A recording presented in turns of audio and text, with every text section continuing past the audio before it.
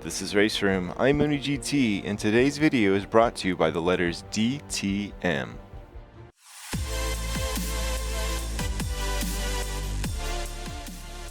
Okay, as I'm sure most of you are aware now, the 2020 DTM cars are coming to Raceroom, and they're coming this month. You can't buy them just yet, but you can drive them. There's a official Raceroom esports competition going on where you can lap the 2020 BMW and the 2020 Audi at Lausitz Ring, Monza, and Red Bull Ring. So I thought it'd be fun to do a comparison because if you have been watching this channel for a while, you know that I love the old DTM cars. Well, actually, I love the old DTM cars and the old modern DTM cars in Raceroom. And I did my multi-class series in Raceroom with DTM, GT3, and GT4 cars. You should go check that out if you haven't seen it yet. But yeah, for whatever reason, I love these cars. They're this awesome mix of formula, performance, and a tin top. They're just fun. So we're gonna check them out, but we're gonna start in the 2013 Audi at Red Bull Ring. We're gonna kind of just get a feel for the car, check out the interior, and talk about some of the performance specs. We'll set a lap time. We're not worried about ultimate hot lap stuff, but we're just kind of relative pace, set a comfortable lap in the Audi, and then we'll jump into the 2020 Audi and do a comparison. Check it out and see what's changed. So let's get to it. All right, well, we're now in the 2013 Audi DTM car. And one of the first things you'll notice if you've never driven one of these before, especially if you're driving in VR, is just how weird the seating position is compared to a traditional GT car. So you'll notice we're way far back from the front of the dash. We've got this really long, I don't know if you can see it, this really long steering column. They've really pushed the driver back into the middle of the car to redistribute the driver weight. And they've also got the driver pushed towards the middle of the car relative to the, just the normal street car position. We've got these really thick door, I guess they're not door cards, they're crash cell stuff, but so they really try to push the driver towards the middle of the car. But the other interesting thing about the seating position is this is a much more formula-like experience compared to a normal GT car. So you can see how laid out the driver is, just like a formula car. And the similarities don't stop there. The other thing that this has in common, I think, with the formula cars is all of the aero. There is so much aero tacked onto this car. If we could see the outside, you'd see off the dive planes and things that are glued onto the exterior of the car, which gives this car an insane amount of grip, which makes it so much fun to go around high-speed corners. And Red Bull Ring is a really great track to kind of exploit some of that aero grip. Something else that's interesting is because of all of that aero grip, you do have to modulate the brakes a bit like a formula car. And what I mean by that is when you are coming, if you're braking from high speed, as you slow down, you're starting to lose aero, which means you lose some braking capability too. So you do have to kind of bleed off the brakes as you come to a stop in these cars to avoid lockups, because you do not have ABS in this car and you do not have traction control. But what you do have is tons of grip and a 4-liter V8 making 460 horsepower in a car that weighs just over 1,100 kilograms, I believe. The other kind of performance feature of note in the 2013 cars is that this, I think, correct me if I'm wrong and I'm sure you will, but I think 2013 was the first year that DRS was added. So I think under the rules package back then, you had to be within 1 second of the car in front of you, and you can use DRS to try to pass to your opponent. And you got to do that up to 3 times a lap. You could use DRS. So I think basically, if you cross the start-finish line within 1 second of a car in front of you, you had DRS available to you the entire lap, and you could use it at any time you wanted. There was not a DRS zone, I think. At least that's how Raceroom implements it. But so anyways, yeah, this is the 2013 Audi DTM car. Really cool car. I love driving this thing. Like I said, I did my multi-class DTM series in it, and just, man, I can't tell you how much fun I had racing in that and driving these cars. Really awesome. So I'm gonna do a couple more laps in here, and I'll share with you whatever my best lap time is in the Audi, or maybe we'll just finish this lap and take it for what it is, and then we'll jump in the 2020 car and do a comparison. Just talk about, we'll take a look at its interior. We'll talk about some of the performance changes they made to it. And well, yeah, we'll get a feel for the new 2020 DTM cars that are coming out. And I'm so excited to have more DTM in Raceroom. Oh, I didn't get down to that apex, but this is a good representative lap to see how this feels. So we probably had maybe another half second that we could have taken out of this lap. But so just for reference, we've set a lap time of 1:27.894. All right, well, let's go hop in the new 2020 Audi and see what it's like. So here are the new 2020 DTM cars in Raceroom. Let's take a quick look at the liveries just for fun. So these are your BMW options. My favorite, of course, is the Marco Whitman car, but there's something special about the yellow Timo Glock car that always kind of draws me to it as well. And I like that Philip Ing blue car as well.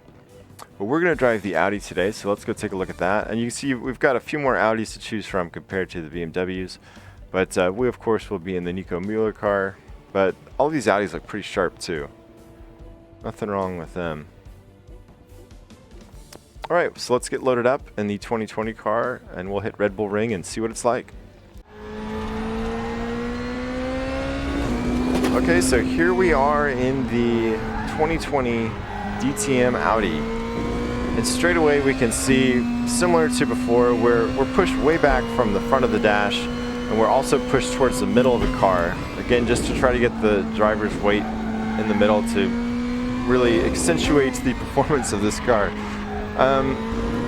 Other changes to the interior, well, we've got this big touch panel next to us that I can't use, but it looks like it controls all of the driver information. It's all touchscreen, which is interesting. You would think having physical buttons for an actual race car would make more sense, but the march of technology affects everything, right? So we've also got this giant dash now compared to the 2013 car, a much bigger readout for the driver, which is nice. It's easier to glance down at for sure.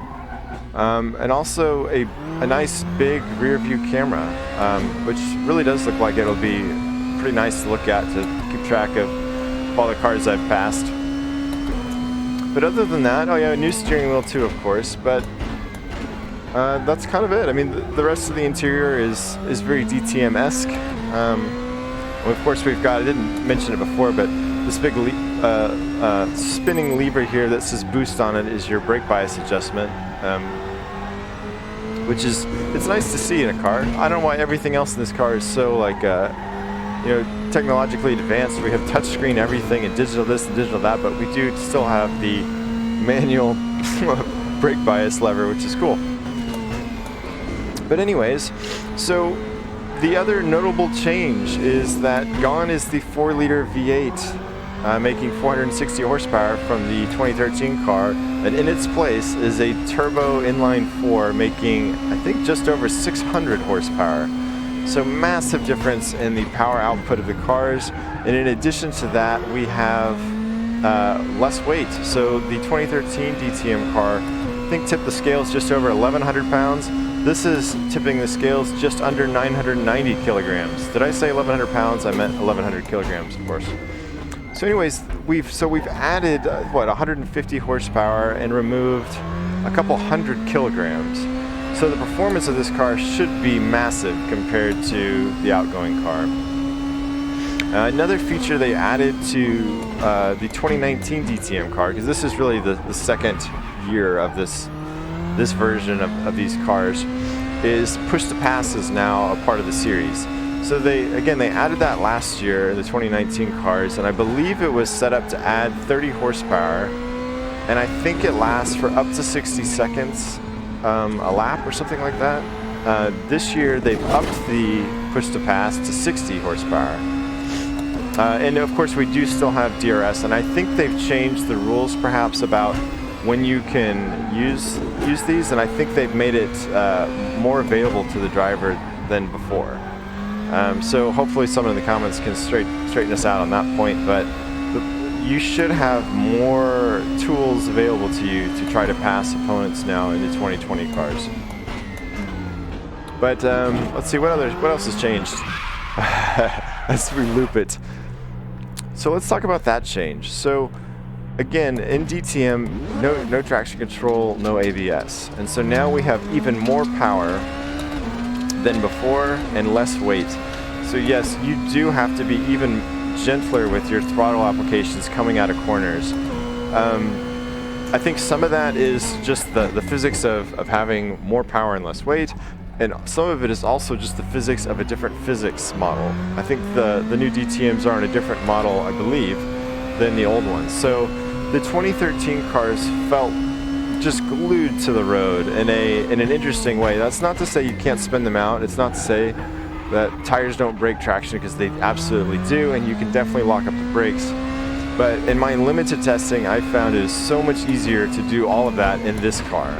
The rear end is much happier to kick around, the brakes are easier to lock up, and so on and so on. This is a more difficult car to drive, absolutely, which I think will make it kind of, you know, it's a little bit more high risk, high reward. So to really get the power down out of a slow corner is a trickier maneuver.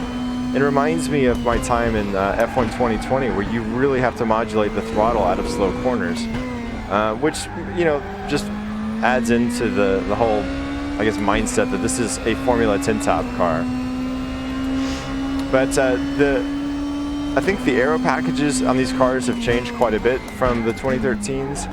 It's not that they don't still make tons of aero, because they do, but there's less, I think there's fewer dive planes, there's fewer little bits sticking off of the car to generate that aero, which makes them a little bit more durable. I think it's pretty common occurrence in DTM, because let's not forget that the T in DTM stands for Tourenwagen, so these are touring cars, right? And what happens in touring car races? Lots of contact, and all that contact would shear off dive planes, and then I think once you lost a little bit of aero on the old cars, you just couldn't be competitive anymore. So you kind of, you know, were out of a race if you had too much aero damage. And I think they made some changes to try to combat that a little bit, to kind of keep cars more competitive, despite some door banging. But yeah, rest assured, there's still plenty of aero in these cars. As you can see, as we're flying through Red Bull Ring at speeds normal GT3 cars just can't manage. So when you add together the difficulty to corral these cars, as we try not to send this car to the barrier again, man, these are going to be entertaining. I think there's going to be a little bit more driver skill involved in managing these things in Raceroom now compared to the old cars, which is good and bad. I really liked just flying in the 2013 car. But see, there's where you have to be so careful with your throttle coming out of those slow corners. So these are going to be a challenge, but it really good. The force feedback does feel a little bit different. I wanted to comment on that compared to the outgoing cars, but not bad. It's just different, and I think that's all a part of this being a different physics model. But yeah, this is the new 2020 DTM car, and my understanding is there are mostly just aesthetic differences between the BMW and the Audi, at least in the Raceroom implementations. I think in reality, I thought the Audis may actually be a little bit faster than the BMWs. I thought I saw something about that. But in Raceroom, I'm pretty sure it's more of a skin difference, and it's meant to keep the series competitive without dealing with BOP stuff. But I am definitely going to be picking up these cars as soon as they're released, and I can't wait to race them. So anyways, if you've tried these, let me know what you think. What do you think of the new car compared to the outgoing car? I have things that I really love about that 2013 car, and I've spent so much time driving them, but it's going to be exciting just to kind of wrap my head around this new one and try to get fast in it. Okay guys, I couldn't stop lapping this car because I was having too much fun. And I do have to point out that the times are coming down even farther from the 2013 car. I think it was a 127.89 that I set. It was kind of a casual lap, so I'm sure there's more time in that one as well. But with a little bit of effort, I've already gotten this car down to a 123.68. So this is just a much faster car than the 2013. So I think we're we're over 4 seconds faster now in this car, so significant performance difference between this car and the older cars. I just wanted to note that, and I'm sure with a little bit more practice, this is probably down into the low 23s or maybe even high 22s for even me. So definitely a faster car. But anyways, thanks for watching. I'm MoonieGT. We'll see you next time.